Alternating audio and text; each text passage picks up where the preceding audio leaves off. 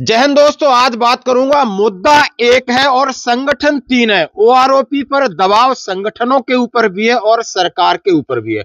आखिर क्या दबाव है और कौन से संगठन है और इनकी क्या नई रणनीति बनने जा रही है ताकि 28 लाख पूर्व सैनिकों को मिल सके न्याय। और ये कल की लेटेस्ट न्यूज है और कल था 297वां दिन आज, जो कि जंतर मंतर पर है। एक सबका सैनिक संघर्ष कमेटी है जिस आंदोलन को पिछले 10 महीने से लीड कर रही है। और दूसरा संगठन है यूनाइटेड फ्रंट, और जिसको वॉइस ऑफ एक्स-सर्विसमैन के वीर बहादुर सिंह लीड कर रहे हैं। और तीसरा है एफवीए, फेडरेशन ऑफ वेटरन एसोसिएशंस। कल इनकी मैंने देखा एक वर्चुअल मीटिंग टाइप थी, उनकी बात करूंगा। सबसे पहले मैं उन योद्धाओं की बात करूंगा जो 10 महीने से जमीन पर डटे हुए हैं। और कल उनका हमारे पास कॉल आता है कि साहब अपने चैनल से आप एक कहिए कि अब लोग जंतर मंतर पर आए और हमें भी हमारा भी साथ दें, हमें थोड़ा रिलीफ दें, क्योंकि आगे 1 जनवरी को हमने एक बहुत बड़ी कॉल की है। जैसा हम सभी जानते हैं कि सबका सैनिक संघर्ष कमेटी, उनके पंत प्रधान है परगट सिंह साहब। सूबेदार परगट सिंह साहब एक वयोवृद्ध है। जैसा हम जानते हैं उनकी उम्र लगभग 90 साल है और उन्होंने आपने जंतर मंतर पर टंकी पर चढ़े हुए देखा होगा और उनको लीड करते हुए देखा होगा। लगातार ये सैनिक संगठन सबका सैनिक संघर्ष कमेटी जो है, कमेटी जंतर मंतर पर विगत 297 दिन से बैठी हुई है। और वहां से इस आंदोलन को ओआरओपी की जो विसंगतियां हैं, चाहे उनकी बेसिक पेंशन की विसंगतियां हो, फिटमेंट फैक्टर की विसंगति हो, डिसेबिलिटी पेंशन की विसंगति हो, विडोज के पेंशन की विसंगति हो, लगातार सरकार के ऊपर दबाव बनाने की कोशिश कर रही है। इनका डेलीगेशन माननीय रक्षा मंत्री जी से भी मिल चुका है। इनका डेलीगेशन बड़े स्तर पर काम कर रहा है। उसके साथ उन्होंने जब अपने आप को थोड़ा उग्र दिखाया, जैसे कि उन्होंने संसद घेराव के लिए भी बहुत सारे सैनिक गए थे, आपने ये देखा होगा। उसके बाद कई उन्होंने आंदोलन किए, कई प्रकार के ज्ञापन दिए और अंतिम में इन्होंने निर्णय लिया कि हम देश में रेल रोक करके माननीय प्रधानमंत्री और राष्ट्रपति और रक्षा मंत्री तक अपनी बात पहुंचाना चाहते हैं।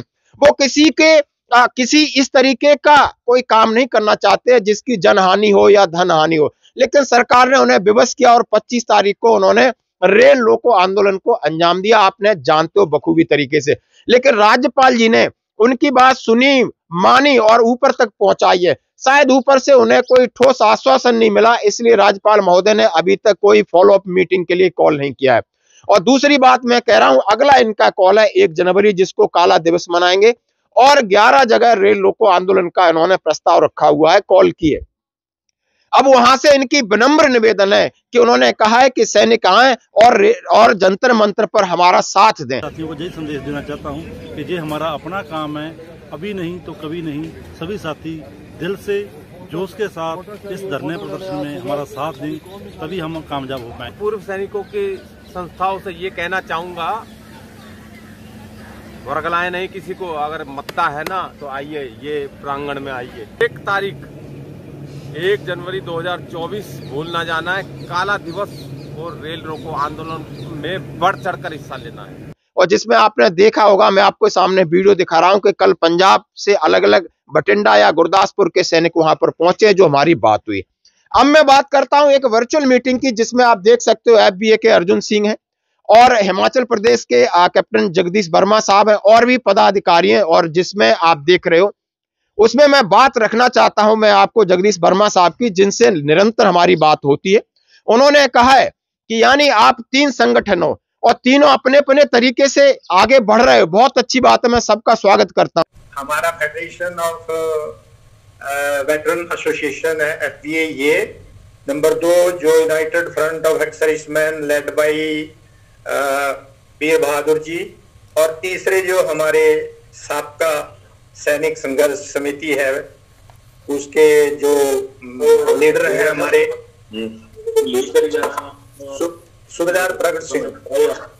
तो तीनों ही जो है वो बिल्कुल ठीक डायरेक्शन में जा रहे हैं। हमारा सिर्फ एक ही मकसद है कि एक प्लेटफॉर्म के ऊपर एक हमारा अम्ब्रेला हो और हम सारी चीजें उसमें इकट्ठे मिलके करें।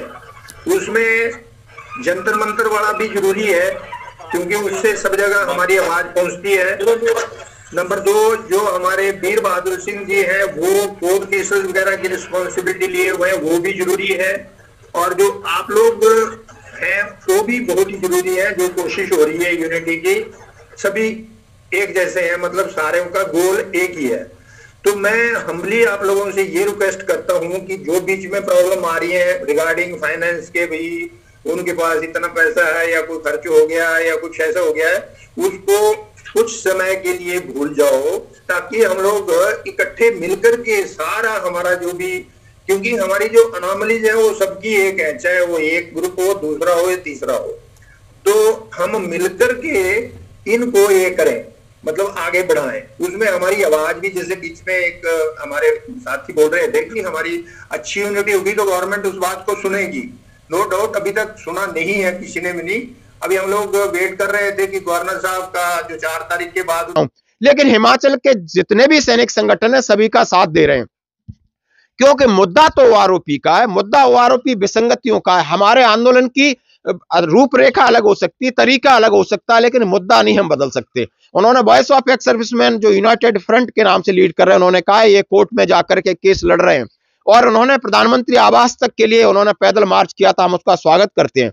एफबीए ने कहा कि आप सभी संगठनों को एकजुट करने की पूरी पहल कर रहे हैं, हम आपका स्वागत करते हैं, लेकिन आपको जब कोई बड़ा कोई कॉल होती है उसमें सबको साथ देना होगा। आपने किसान आंदोलन से सीखना होगा कि किसान आंदोलन में अलग ग्रुप थे, लेकिन जब बड़ी कॉल होती थी, राष्ट्रव्यापी कॉल होती थी, सब एक साथ होकर जाते थे। यानी जैसा कि हम जानते हैं कि सरकार पर दबाव बनाने के लिए आपको एक आवाज उठानी होगी, एकजुट होना होगा। जैसे कि अभी आम चुनाव से पहले जब आचार संहिता लग जाती तो सरकार आपकी मांगों को दरकिनार कर सकती है।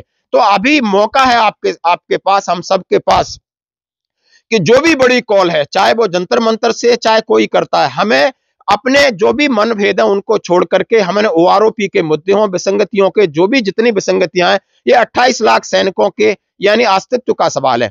एक छोटी सी मांग है जो हर कोई कह रहा है कि 3 जज की कमेटी आप डिटेल कर दीजिए, और जो भी रिटायर्ड जज हैं उनका जो भी फैसला होगा हमें सर्वमान्य होगा। आखिर इसके लिए जितने पूर्व सैनिक संगठन है, मैं जंतर मंतर की कॉल को दोहराता हूं, उन्होंने कॉल किया कि आइए आप जंतर मंतर पर हमारा सहयोग करिए। हम सहयोग की अपील करते हैं और आपसे अपेक्षा करते हैं, आप हमें आइए, हमें ताकत दीजिए, और हम यहां से सभी से आह्वान करते हैं कि जो भी आसपास है या दूर है, कभी कभी सप्ताह में 1 या 2 बार अपने सैनिक संगठनों को ले जाइए। और यहाँ पे बात हो रही है कि 12 संगठन यानी 200 संगठन है, आखिर वो संगठन आज कहाँ है? सिर्फ सोशल मीडिया पे प्रचार के नाम पर संगठन है।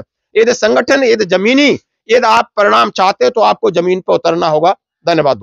मेरी तरफ से सभी को राम राम, सत श्री अकाल, अस्सलाम वालेकुम। मैं जनक फौजी जंतर मंतर से, और आज हमारे पास जो है बठिंडा की टीम आई हुई है, और आइए इनसे बात करते हैं। राम राम साहब, सत श्री अकाल। सत श्री अकाल साहब। साहब आप बताइए, आज आए हैं आप, आपकी टर्न है आज, और जनता को क्या संदेश देना चाहते हैं सुबह सुबह का? मैं सूबेदार हरनेक सिंह भाई रूपा बठिंडा से। हमारे पंजाब प्रधान भोला सिंह जी मौर्य की जो अगुवाई में हम लोग आते रहते हैं यहाँ पर धरने में, टर्न वाइज जब भी हमारा टर्न होता है। अभी 1 हफ्ते का हमारा टर्न है, 2 लोग हम पहुँच गए, बाकी अभी धर्मशाला में हैं। 11-12 लोगों का जत्था जो हमारा वो आएगा आज, जहाँ पर हाजिरी लगवाएगा। और मैं अपने सभी साथियों को यही संदेश देना चाहता हूँ कि ये हमारा अपना काम है, अभी नहीं तो कभी नहीं। सभी साथी दिल से जोश के साथ इस धरने प्रदर्शन में हमारा साथ दें, तभी हम कामयाब हो पाएंगे। यही मैं सभी साथियों को संदेश देना चाहता हूँ। विजय सर, राम राम। राम राम सर आप भी बताइए, आप सुबह का क्या संदेश देना चाहते हैं जनता? मैं साहब सभी पूर्व सैनिकों को संदेश देना चाहूँगा। देखिए यहाँ एक बार उस तरफ देखिए सर, EPS 95 ये धरना चल रहा है। एक धरना EPS 95 का इधर है और एक धरना उधर है। दोनों ही धरने EPS 95, 2 अलग अलग दल हैं, लेकिन एक इधर और एक इधर, काम सिर्फ एक। तो मैं पूर्व सैनिकों की संस्थाओं से ये कहना चाहूंगा, वर्गलाएं नहीं किसी को, अगर मत्ता है ना तो आइए, ये प्रांगण में आइए। एक क्या 50 लगाइए, इधर कोई मना नहीं करेगा, लेकिन आना जंतर मंतर पे पड़ेगा। घर से बैठ के और किसी के पास जाने से कुछ नहीं मिलने वाला। आइए इधर, हम आपको इनवाइट करते हैं, आइए। और सर, सत श्री अकाल सर आप। और विजय, अब मैं यही कहना चाहूंगा कि केरला वालों के लिए क्या कहना चाहोगे? वो कल के बड़े मैसेज लिख रहे हैं। देखिए केरला की टीम से मैं यही कहना चाहूंगा, देखिए यहाँ आए, मैं एक बार पहले भी बताया था आपके माध्यम से कपिल जी के चैनल के माध्यम से मैंने बताया था कि हमारा मकसद जो है ना कैमरे पे आना नहीं है।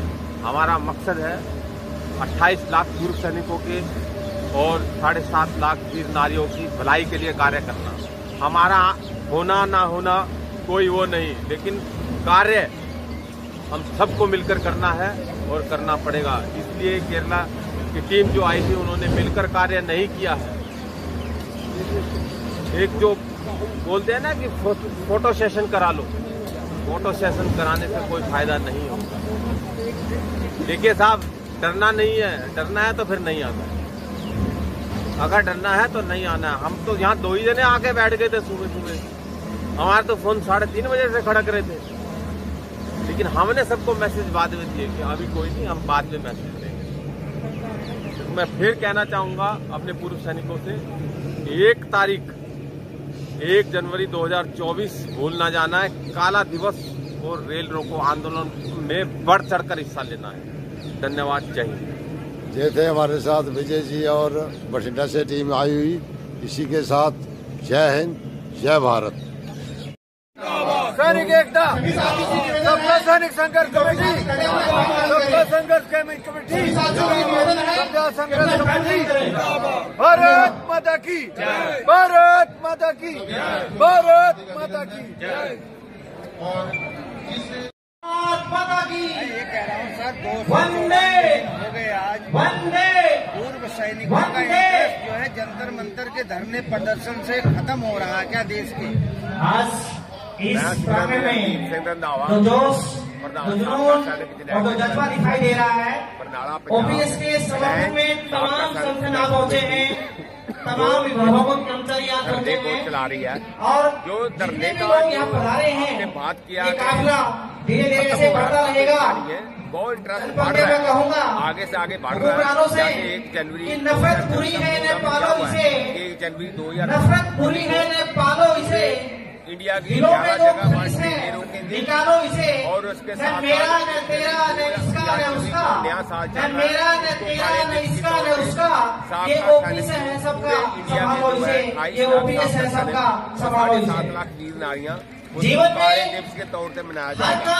हम तो जो सेंट्रल गवर्नमेंट है उसका कठिन अवश्य होता है, लेकिन असंभव नहीं होता। हमारी मांग है उसको, क्योंकि वो ओपीएस जो पहले बड़ी मांग रही है, हम 2004 से पहले सभी को मिल रही थी। जितना पैसा दे दिया, कैसी खास बन गई कि हमें करोड़ दिया, इतने धरने प्रदर्शन करने पड़ रहे हैं। हम बोलते दिया, हुक्मरानों से दिया, वो सभी को मालूम है। निवेदन ये चाहते हैं, मोदी जी ने बड़े ऐतिहासिक फैसले लिए हैं। 3 रिटायर्ड, तो हमें आशा ही नहीं पूर्ण विश्वास है कि इस ऐतिहासिक फैसले को भी वो दिया जाए और वो 3 महीने के अंदर अंदर इसका रिपोर्ट दे कि ये ठीक है, ये हमारा हक बनता था, हमारे को मिलेगा, नहीं तो हम मांगते नहीं। सर कोई नई अपडेट बताइए, पंजाब हरियाणा या राजस्थान में कोई नई अपडेट हो पूर्व सैनिकों के जंतर मंतर के धरती से, कोई नई अपडेट बताओ जो पूर्व सैनिक देश के जानना चाहते हैं।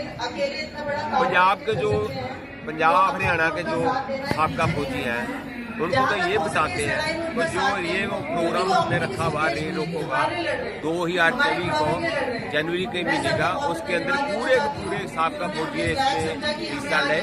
और पंजाब के अंदर जो सबसे ज्यादा साबका फौजी 3,27,212 साबका फौजी है और 75,545 वीर नारी है। प्लस हरियाणा के जितने साबका फौजी हैं या यूपी के हैं, ऑल ओवर इंडिया के साबका फौजी जितने भी हैं, उनको सभी का प्रार्थना करते हैं वो सभी के सभी इसमें आके हिस्सा लें। अच्छा, रमेश सर बताइए क्या नया अपडेट है, कुछ आप ही बता दें। क्या घोषणा है पूर्व सैनिकों के, देश भर के पूर्व सैनिकों के लिए जंतर मंतर की धरती से? चैनल को सलाम बजाता हूँ। बाकी सभी सैनिकों को मेरी तरफ से जय हिंद, वंदे मातरम, भारत माता की जय। हमारा सबसे पहले संदेश यही है कि पहले हमने जो है 25 नवंबर को रेल रोको आंदोलन किया था, वो हमने पहले दिल्ली में करने का सारा संगठन दिया था। हमने राष्ट्रपति जी के कार्यालय में, प्रधानमंत्री जी के, रक्षा मंत्री के कार्यालय में दिया था। उसके बाद हमने इनको बता दिया था कि हम नई दिल्ली स्टेशन पर ऐसे रेल रोको आंदोलन करेंगे। तो 25 तारीख को यहाँ पर हमने नहीं कर पाए, क्योंकि सरकार ने इतनी जो है सेना लगा दी यहाँ पर, इतना बॉर्डर बंद कर दिए कि हम दिल्ली के अंदर एंट्री करना मुश्किल था। तो हमने हार करके जो है समूह स्टेशन पर शाम को रोका गया, वहीं पर ही हमने धरना दिया और 140 ट्रेनें जो है 14 घंटे में रोकी गई।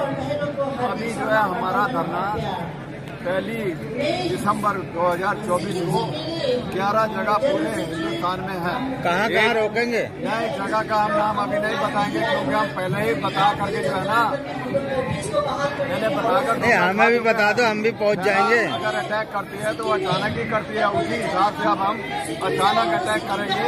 वो तो हमने एक डेमो दिया था, जो कि सरकार का ये भी पता चल गया कि सरकार क्या कर सकती है। अब हम अचानक करेंगे, कहाँ पर करेंगे, कैसे करेंगे, वो हमारी रणनीति अलग से होगी। लेकिन उसी दिन हम 1 जनवरी को काला दिन भी मनाएंगे और काला दिवस मनाएंगे। जैसे कि हमने यहाँ पर जंतर मंतर में आपने देखा हुआ दिवाली के दिन जो दिवाली मना रहे थे, आप उस समय यही थे ना, तो हमने जो है काला दिन मनाया, काली दिवाली मनाई थी, काली पट्टियाँ बांधी थी, काले कपड़े पहने थे। उसी हिसाब से हम काला दिन भी मनाएंगे। मैं ये कह रहा हूँ सर, काला दिन आप मनाओगे, आपने काली दिवाली भी मना ली, काली होली भी यही मनाई है, ठीक है। ये देश के जो है क्या नाम नए साल वाले दिन भी आप लोग ऐसी वो करेंगे? नए साल वाले दिन हमारा जाएगा नया साल है। नया साल तो हर दिन हमारा नया साल है, हर दिन पुराना साल है, हर दिन मंगल होगा, हर दिन शनिचर आता है। देश की जनता कह रही मोदी जी ने आप लोगों को दे तो दिया 1 पेंशन, बिना मतलब बैठे हुए आप लोग। पंजाब से आए हुए हैं, अरुणाचल से आए हुए हैं, हरियाणा से आए हुए हैं, जम्मू से आए हुए हैं, यहाँ पर क्यों धरने पर 10 साल आप ये तो हिसाब लगाइए। सरकार कह रही है दिया होगा, लेकिन हम वही तो पूछ रहे हैं कि हमारे को जो है सुप्रीम कोर्ट के पूर्व 3 जगह की कमेटी बना दी जाए, ताकि हमारा वो हिसाब हो जाए। सरकार ने अगर वो पैसा दिया है, किसको दिया है, जिनका नाम लिस्ट में है, कृपा कर वही नहीं मांगने के लिए कह रहे हैं। सरकार से पैसा नहीं मांगने करोड़ जिसको दे दिया दे दिया, हमें नहीं चाहिए। ये आप 100 करोड़ हमें चाहिए, जिनके नाम लिस्ट में है उनको वो बना दिया। हमारी मांग अभिनंदन। सर जो है आप लोग कम से कम 3 महीने से ये मांग रहे हैं, जो जुडिशरी कमेटी की 3 जजों की कमेटी बनाई जाए और दूध का दूध पानी का पानी किया जाए, जो हमारे ऊपर आरोप लग रहे हैं। तो सरकार को क्या ऐसी डर है जो इस कमेटी को बनाने में? सरकार के ऐसी क्या पैसा नहीं तो हम पैसा तो नहीं मांगे, हमारा ही कहता सरकार खुद आकर इंसाफ कर दे। मैं तो अलग से ये भी कहता हूँ कि सरकार से आप आकर के हमारे से कहीं एक सम्मेलन रख लीजिए, वहाँ पर सैनिकों की समस्या खुद ही पूछ लीजिए, सामने आकर जजों को अगर नहीं दे सकते आप तो कम से कम हमारा एक सम्मेलन ले लो। जैसे कि आपने स्मारक बनाया था और ध्यानचंद स्टेडियम में सभी सैनिकों को इकट्ठा किया था और आप वहाँ पर आए थे, तो उसी किस्म से आप एक बार आओ तो सही सेना के बीच में। आप सेना के बीच में तो जाते नहीं, सेना के बॉर्डरों पर जाकर के चाय पकौड़े मिठाई खाने के लिए जाते हैं, खिलाते हैं, तो उससे तो हमें खुशी होती है कि हमारे सेना का मनोबल बढ़ता है। लेकिन यहाँ पर ये मैसेज भी तो सेना में जाता ही है ना कि हमारे सैनिक जो जंतर मंतर में बैठे हैं इतने महीनों से, तो ये मैसेज भी वहाँ पर जाता है, तो उससे सेना की छवि खराब होती है। अगर आपको 1 जनवरी से पहले अगर कोई सरकार की तरफ से कोई डेलीगेशन आ जाता है, आप लोगों की मांगों पे विचार किया जाता, बातचीत होती है, तो आप खुशी की बात होगी कि भाई सरकार अगर उससे पहले हमारी बातें सुन लेती है, हमारी मांगें मान लेती है, तो हम तो बहुत खुश होंगे कि चलो जी हमारे ठीक है। हमारे छोटे छोटे बच्चे हैं, नाती पोते, हम उनको छोड़ करके जो है इस उम्र में उनके घर पे हमारी हम यहाँ जंतर मंतर पर आकर नवीन जाट जी ने अपनी उपस्थिति दर्ज करा दी है। निकाल दी नर्सेज यूनियन सेंट्रल गवर्नमेंट के सबसे कद्दावर नेता हमारे बीच में उपस्थित हो चुके हैं। नवीन जाट जी और रामचंद्र मोगा जी का क्रांतिकारी रामचंद्र मोगा जी सब नर्सेज यूनियन के हमारे बीच में अपनी उपस्थिति दर्ज करा रहे हैं। उनका बहुत बहुत स्वागत है और अपनी टीम को वो कोऑर्डिनेट कर रहे हैं।